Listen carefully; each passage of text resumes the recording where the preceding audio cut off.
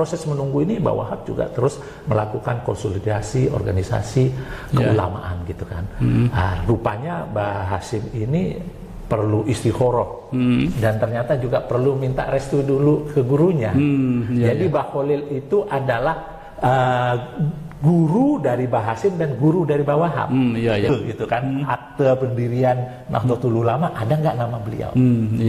Itulah apa namanya bisa dibuktikan kebenarannya. Di situ. Kitab sezaman kan. Kitab sezaman. Kalau tidak ada kitab sezaman, ada nggak bukti-bukti setelah Muktamar ke-1, ke-2, 3 nama-nama beliau ada nggak gitu kan?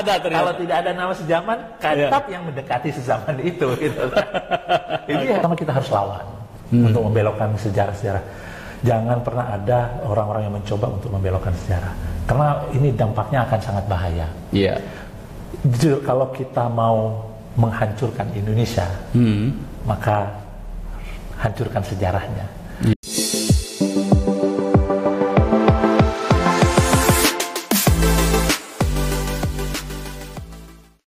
Assalamualaikum warahmatullahi ta'ala wabarakatuh. Persoalan pembelokan sejarah Nahdlatul Ulama belakangan ini mulai mencuat ke permukaan karena ternyata hal itu tidak bisa dianggap remeh karena menyangkut masa depan generasi NU sendiri, baik di masa sekarang maupun di masa akan mendatang. Makanya pihak-pihak yang terdenyut hatinya atas merasa memiliki dan menjadi bagian tidak terpisahkan daripada organisasi Nahdlatul Ulama pasti tidak akan tinggal diam untuk mengambil langkah-langkah strategis di dalam melindungi sejarah Nahdlatul Ulama dari oknum-oknum yang ingin membelokkan sejarah NU itu sendiri.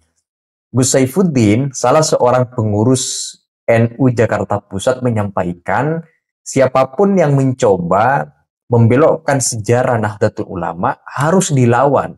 Karena kalau tidak, konsekuensinya adalah sejarah NU akan kehilangan orientasi di masa akan datang bagi generasi muda NU yang tentu saja mereka adalah penerus daripada keberlangsungan organisasi Nahdlatul Ulama itu sendiri. Jangan sampai generasi muda lupa dan kehilangan pengetahuan tentang sejarah NU yang asli karena kita lalai menjaga dan mewaspadai, melindungi sejarah NU yang asli dari orang-orang yang ingin membelokkan atau memanipulasi sejarah NU. Nah, untuk itu teman-teman, mari kita simak penjelasan dari Gus Saifuddin dalam video berikut ini. Ya, tentu saya sangat menyayangkan karena itu tidak pernah ada di dalam catatan sejarah ke-NU-an. Akan tidak pernah ada cerita di keluarga nama yang disebutkan tadi, baik dari sejarah ke-NU-an. Kalau kita buka itu tidak pernah ada nama beliau. Di cerita-cerita kalangan keluarga para muassis itu pun juga tidak ada. Nah, yang kami tahu itu bahwa inisiasi pendirian Nahdlatul Ulama itu memang dimulai diskusi Mbah Wahab waktu mondok di Mekah. Oh, di Mekah. Oke. Kegelisahan itu sehingga akhirnya pada saat pulang ke Indonesia, kegelisahan melihat Indonesia masih dijajah, terus ancaman disintegrasi ideologi transnasional Wahabi. Karena Mbah Wahab itu mengalami pergolakan sendiri waktu di Mekah waktu runtuhnya Turki Utsmani, sehingga Mbah Wahab gelisah. Waduh, kalau ini dibiarkan jangan-jangan masuk ke Indonesia. Itu zaman dulu. Sehinggalah ada dua problem yang dihadapi Mbah Wahab, adalah problem kemerdekaan, yang satu adalah problem transnasional ini, ideologi yang mengancam Ahlussunnah wal Jamaah. Kegelisahan dua problem yang dihadapi inilah dimulai, maka Mbah Wahab mendirikan namanya Nahdlatul Wathon ya di 1916 ya, terus Taswirul Afkar. Jadi Taswirul Afkar itu kebebasan berpikir. Nggak bisa bangsa Indonesia ini bisa merdeka kalau kita tidak menyatukan pikiran dan ide. Jadi Bawahab itu zaman dulu sudah sangat menghargai keilmuan dan kebebasan berpikir.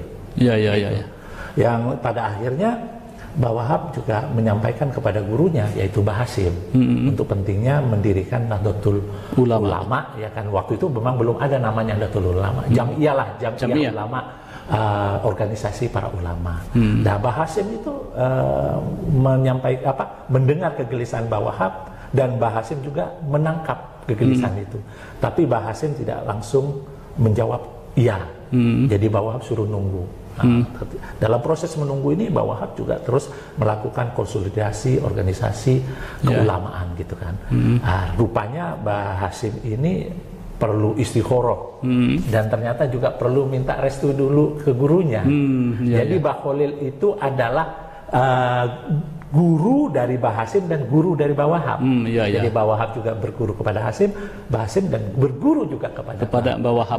Mbah Khalil. Khalil Bangkalan ya. Sehingga memang keulamaan zaman dulu itu setiap memutuskan apalagi Jam'iyah sebesar itu, Bawahab tidak berani berinisiasi tanpa ada restu Mbah Hasim. Mbah Hasim pun tidak berani tanpa ada restu dari gurunya. Itulah tawaduknya. Ya, akhirnya maka itulah cerita yang beredar gitu kan. Hingga Mbah Khalil merestui, berkumpullah seluruh ulama-ulama ya kan di Surabaya untuk didirikan seperti itu. Di situ tidak ada nama Habib Hasim bin Yahya. Dan kita mengagetkan karena muncul di belakangan ini. Muncul di belakangan dan juga fakta-fakta memang tidak ada, tidak terkonfirmasi. Agak sulit memang kalau cerita itu. Karena begini, artinya catatan sejarah itu harus dibuktikan pada eranya statuta. Kalau akte gitu kan, akte pendirian Nahdlatul Ulama ada nggak nama beliau? Itulah bisa dibuktikan kebenarannya. Di situ. Kitab sezaman kan. Kitab sezaman. Kalau tidak ada kitab sezaman, ada nggak bukti-bukti setelah Muktamar ke-1, ke-2, 3 nama-nama beliau ada nggak? Gitu kan? Ada. Kalau tidak ada nama sezaman, kitab yang mendekati sezaman itu. Gitu kan? Ini harus di clear. Nah, tiba-tiba muncul setelah NU berdiri 1 abad. Kan jauh nih, ada 100 tahun yang di situ vakum gitu kan. Nah, ini gimana mengklarifikasi bahwa data itu benar gitu. Baik, memang juga kemarin pada Suara TV melakukan revitalisasi sejarah. Kita sudah ke Mbah Wahab di situ, kemudian juga ke Gus Fahmi untuk mengklarifikasi Tebu Ireng, Gus Fahmi Tebu Ireng, kemudian ke Gus Reja tentang tongkatnya ini, yang tongkat diceritakan bahwa tongkat ini dibawa oleh Kiai As'ad kemudian diserahkan ke Mbah Hasim. Tongkat itu kemudian turun temurun diserahkan kepada Kiai Haji Yusuf Hasim. Nah, dari Kiai Haji Yusuf Hasim sekarang dipegang Gus Reja dan saya sudah memegangnya Gus. Jadi ada bukti sejarahnya, ini ada ini.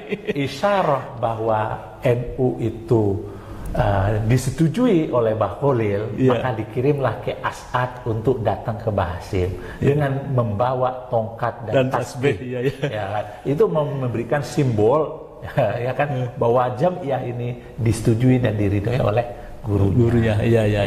Walaupun setelah itu Mbah Hasim belum langsung mendirikan karena ketika 1925 Kiai Khalil Bangkalan itu wafat ya. Intinya memang sebelum 26 itu Mbah Khalil itu sudah merestui.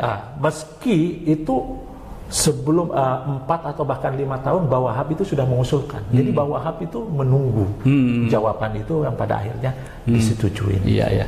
Jadi memang proses ini banyak melibatkan para kiai ulama sepuh yang tercatat di situ. Tidak kita menafikan, memang banyak kiai-kiai sepuh yang terlibat, ada Kiai Ridwan, ada kiai-kiai. Tapi yang tidak ada yang nggak perlu kita kalau yang ada tidak perlu dikurangi, ya nggak perlu ditambah gitu. Itu yang tidak ada tidak perlu dimasukin. Gitu. Oke. Gus, bagaimana statementnya terhadap upaya-upaya yang ingin membelokkan sejarah NU? Ya. Pertama kita harus lawan untuk membelokkan sejarah-sejarah. Jangan pernah ada orang-orang yang mencoba untuk membelokkan sejarah, karena ini dampaknya akan sangat bahaya. Iya. Jujur, kalau kita mau menghancurkan Indonesia, maka hancurkan sejarahnya. Kalau sejarahnya sudah hancur, berarti kepemilikan negara ini juga akan hancur. Nah, kalau sudah pemiliknya hancur, maka siapa yang bisa akan memiliki NKRI? NU tidak bisa dipisahkan dari NKRI. Nah, kalau NU sudah hilang sejarahnya, hilang kepemilikannya, maka tinggal selangkah lagi untuk menghancurkan Indonesia. Memang isu pembelokan sejarah Nahdlatul Ulama yang sempat ramai dan tentu pelakunya tidak perlu disebutkan lagi karena publik sudah mengenali dari kelompok mana dan seperti apa karakter kelompok mereka itu. Jadi sudah tahu semua siapa yang sudah melakukan pembelokan sejarah NU. Maka sekarang ke depan harus mewaspadai dan mengambil langkah-langkah strategis konkret atas setiap usaha dari oknum yang ingin membelokkan sejarah NU. Kata Gus Saifuddin yang barusan disampaikan yang harus dilawan. Nah, persoalannya adalah bagaimana cara kita melawan. Nah, ini tentu saja menjadi PR daripada semua, terutama oleh PBNU sebagai lembaga struktural NU paling tertinggi yang semua kepengurusan struktural NU di bawah merujuk kepada PBNU. Nah, kita tunggu seperti apa kemudian langkah-langkah konkret untuk membereskan semua pembelokan sejarah NU yang berada di bawah. Nah, itu saja teman-teman. Kalau ada yang disampaikan terkait dengan penjelasan yang barusan disampaikan oleh Gus Saifuddin yang merupakan tokoh NU atau pengurus NU Jakarta Pusat, menjelaskan bagaimana sebenarnya sejarah NU dari Mbah Wahab Asbullah yang merupakan salah seorang pendiri Nahdlatul Ulama, tetapi ada penyusupan satu orang yang tidak dikenal identitasnya, dalam artian tidak dikenal apakah dia pendiri atau bukan, tetapi dimasukkan menjadi bagian dari pendiri Nahdlatul Ulama, dan itu sudah ditepis oleh Gus Saifuddin yang barusan disampaikan. Nah, kalau ada yang disampaikan, silakan tulis pendapat-pendapat kalian di kolom komentar. Sekian dari saya. Wassalamualaikum warahmatullahi wabarakatuh.